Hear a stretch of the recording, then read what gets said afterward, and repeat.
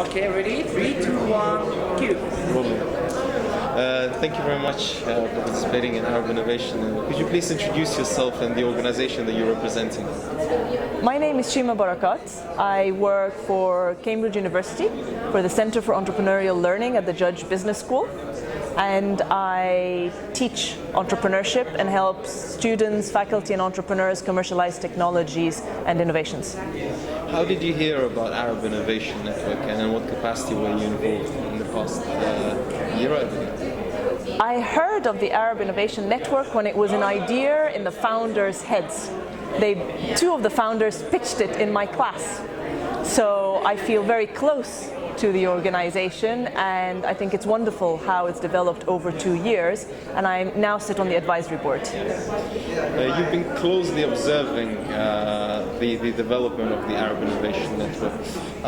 What would be your advice to multiply and improve the growth of this organization and replicate the concept in the other places in the region which were untapped so far?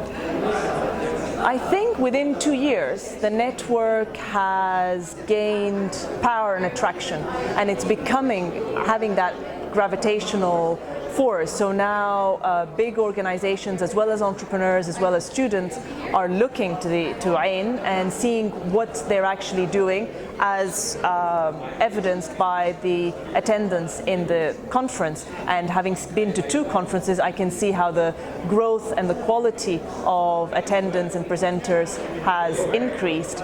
And people then ask, oh, well, why don't they have a presence in Egypt? Why don't they have a presence here? And I think now it's becoming attractive to set up chapters. Motivating and mobilizing students in these countries is, of course, going to be central to your mission, because it always has been to motivate and mobilize students. But actually now probably AIN can have a bigger mission, because of the people who are following and looking at it, is how can we get the entrepreneurial community and ecosystem in the MENA region working towards common goals, since many of the main players of that ecosystem are involved. You've got investors, you've got the big business, you've got the entrepreneurs, you've got the academic community, and you've got governments that are now involved in AIN.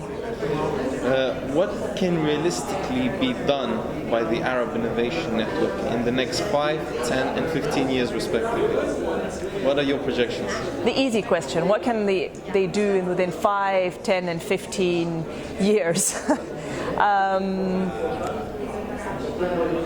Probably in the first 5 years, you're going to have to establish that foundation, because it's going to be harder to shift direction, change perceptions. What you do now will set the tone for what you do later. And on the longer term, I would see you scaling, doing more, doing faster in more places.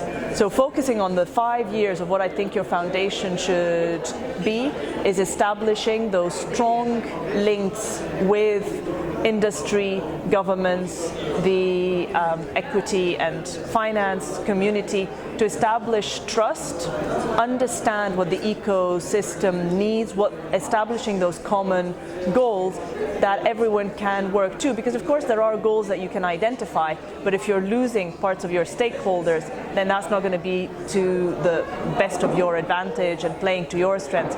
Actually working with your stakeholders to identify what the 2, 3 key goals for the region are that everyone can get behind. Thank you for your valuable input. Just one of the last questions that I'm going to ask you. You've been involved with the Arab Innovation quite a while, and your input is clearly visible. Since you heard about the idea, you had a mentorship role to the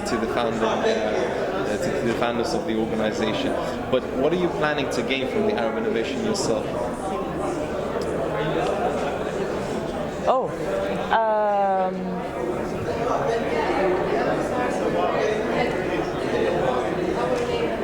I get a lot of kicks out of seeing people realize their dreams, and just seeing the founders build AIN is already a big sense of satisfaction.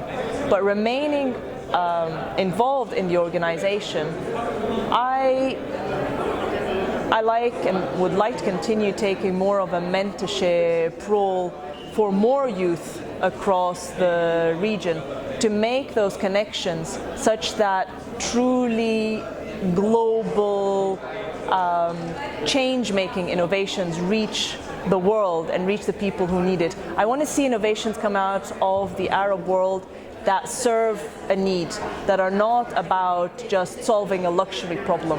I want them to solve real problems for real people across the world, not just the Arab world, and to feel that I was part of that.